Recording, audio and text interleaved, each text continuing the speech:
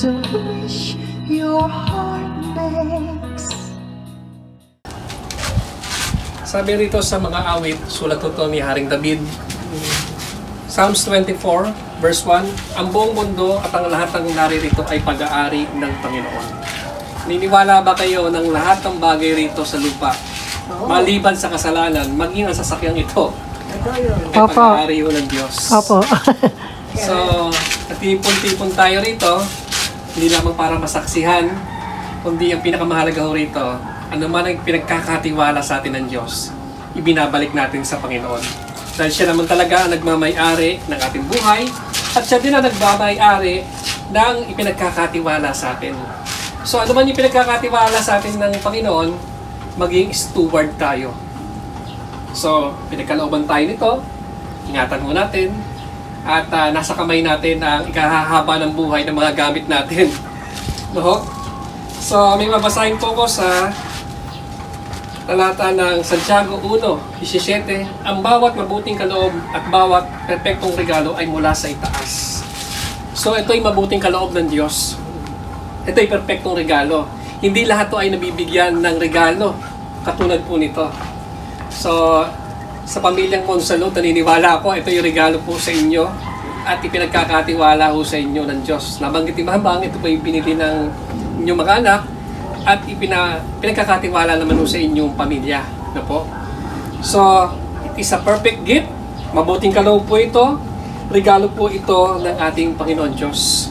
So, hindi lahat nabibiyayaan ng maganda sasakyan. Iba nabibiyayaan ng second hand eh. Kaya lang minsan sakit pa sa ulo yung second hand. Pero ang ibinigay po sa inyo ng Diyos sa tulong at sa tulong ng inyong mga anak, binigyan kayo ng brand new. Ano po? At yung brand new, masaya.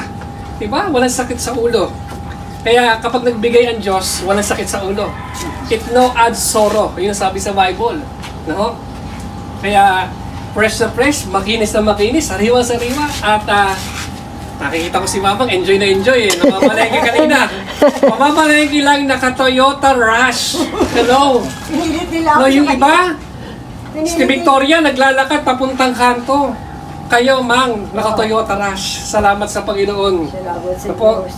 So kapag ipinagkatiwala sa atin ng ating Panginoon, ibig sabihin, gamitin lang natin sa para sa ikabubuti.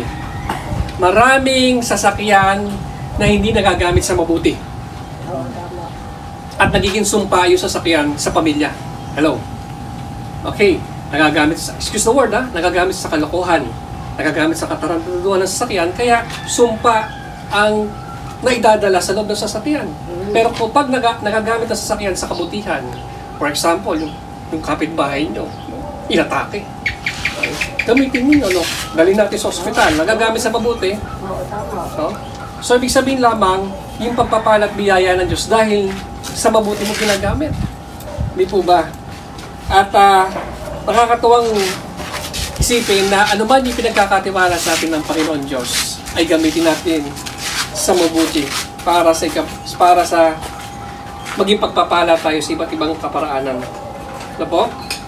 Naniniwala po ako na ang sasakyang ito ay kaloob at regalo sa inyo ng Diyos upang magdulot po ito sa inyo ng kasiyahan para sa inyong pamilya. Alam niyo po ba yun na kaya ito ipinagkaloob sa inyo para ma-enjoy nyo? No. Hindi pa sasakit ang ulo nyo rito. No. Yung iba nayayamot na no? After 5 years. No? Pero ngayon dahil fresh to, ang purpose po nito, kaya ipinagkaloob sa inyo, just to enjoy. No? Kaya wag po kayo matakot na pumunta ng Tagaytay, i-break in po ninyo, ikot lang kayo. Kung walang pambili, walang pang-Jollibee, di makakita kayo ng buko juice doon. Uminom ng buko juice. Tapos uwi na. Wag lang hindi magkaroon ng makita yung ganda ng labas. At the same time, na-enjoy natin. At the same time, nabe-break in yung sasakyan. No po? So, ang langis pong ito ay walang kapangyarihan. No? Pero sa Biblia, kapag itinatalaga ang isang bagay, isang tao, isang establishmento, langis po ang ginagamit para i-dedicate o ihandog sa ating Panginoon. So, papahiran ko po yung gulong mamaya. Papahiran ko lang ng kaunti ang makina at yung manibela po. Ano, gusto mo? Bulak, hindi. Hindi na po, ito na po. Konti lang, no? Ito po ay sumisimbolo na itinatalaga natin sa Panginoon ang pinagkatiwala po sa inyo ng Lord na po. Umigit po tayo sandali at itaas po natin ang ating kamay. Panginoon, salamat dahil Ikaw ang pinagmulan ng mga pagpapala at naniniwala ako na Ikaw ang nagkaloob ng sasakyang ito sa pamilyang Monsalud. Ama, sa pangalan ng aming Panginoong Hesus, aming inihahandog sa inyo ang sasakyang ito, Toyota Rush, Panginoon, na pagmamay-ari ng pamilyang Monsalud. Bagamat ang sasakyan ito ay isang bagay o material lamang, aming pinagkakaloob at inihahandog namin ito bilang pasasalamat. Dahil ang lahat ng mabubuting bagay ay nagmula at kaloob mo sa bawat isa, Panginoon. Simula sa araw na ito at sa darating na panahon, habang ito ay nasa pamilyang Monsalud, hinihiling ko po sa inyo, Panginoon, sa banal na mga anghel na bantayan po ito lagi. Walang anumang bagay, disgrasya, pagnanakaw o pagwasak sa sasakyan na ito sapagkat ipinagkaloob mo ito sa pamilyang Monsalud para ma-enjoy. Sa pangalan ng aming Panginoong Hesus, aking dinedeklara na walang mapanirang puwersa ng kadiliman ang maaari makipansala sa sakyang ito, sapagkat ito'y pag-aari ng inyong mga anak dito sa lupa upang ito'y magamit sa iyong kalawalhatian. Tanging ang pag-iingat mo lamang ang siyang gagabay sa lahat ng panahon. Lukuban mo at hugasan mo, O Diyos, ang bawat bahagi ng sasakyang ito ng iyong banal na dugo, ang siya magbibigay ng proteksyon. Sa pamamagitan ng langis na ito na aming ipapahid, sumisimbolo ito ng pagtatalaga, pagseselyo ng banal na Espiritu at paghahandog namin sa iyo bilang pasasalamat dahil ikaw ang Diyos na nagkaloob sa pamilyang Monsalud. Ama, kami po'y muli nagpapasalamat at nagpupuri sa iyong kadakilaan. Pagpalain kayo nawa ng ating Panginoon Diyos at paliwanagin ng Panginoon ang kanyang mukha sa inyo at mahabag sa inyo. Ilingap nawa ng Panginoon ang kanyang mukha sa inyo at bigyan kayo ng kapayapaan. Ngayon, ang Diyos ng kapayapaan ay sumainyong lahat sa ngalan ng Ama, Anak at ng Banal na Espiritu. Ang lahat na magsabi na, Amen. Amen at Amen. So, purihin po ang ating Panginoon. Purihin. Lord, we dedicate this Toyota Rush to you. Lagi niyo samahan ang sasakyan nito at proteksyon sa kapan ni Jesus.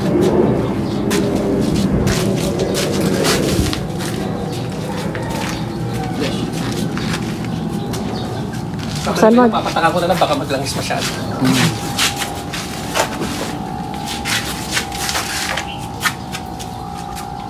Side na lang. Pati na rin itong aming garahe na ginagawa. Yes! Opo. Habang ginagawa.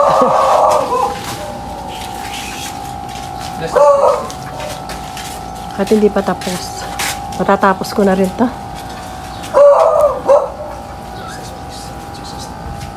Bless this place. Purihin ang Panginoon. Pwede ko po kayo pag-pray, Ate Ichi. Opo. Dahil ako sa inyo, patakan niyo ako. O sige, Panginoon, sa buhay ni Kuya Edwin bilang siya ang ama ng tahanan, samahan mo siya at patnubayan, Panginoon. Sa lahat ng sandali, sa tuwing ipagdadrive niya ang kanyang pamilya, ang pag-iingat mo ay sumakanya. Hawakan mo ang kanyang kamay, hawakan mo ang kanyang paa, upang anuman ang mga maaaring madaanan, Panginoon, ay hindi maging sanhi ng disgrasya. Ang panalangin ko ay samahan siya ng mga anghel, at habang dinadrive niya ito, kasama kanyang pamilya ay ma-enjoy. Lord, hayaan mo na buksan mo ang puso ng mag-asawang ito. Lagi kaniyang maranasan ang iyong pagmamahal, maranasan ang iyong kapayapaan. At ang pamilyang ito ay patuloy ko pong inilalapit sa iyo. Hawakan mo ang kanilang mga puso't buhay. Hayaan mo ang pag-ibig mo, kapayapaan, at pagpapala ay sumangala sa pangalan ni Jesus. Amen at Amen. So, yun lamang po. Pagpalain po tayo ng ating Panginoon Diyos. Salamat, Pastor. Pastor. So, maganda tong Toyota Rush. Oh. How much is this? 1.2. 1.2. Usually, 1.4. Oo, 1.2 ganoon. Something. Salamat, Pastor. Pinagpala kayo. Pinagpala kayo ng Panginoon.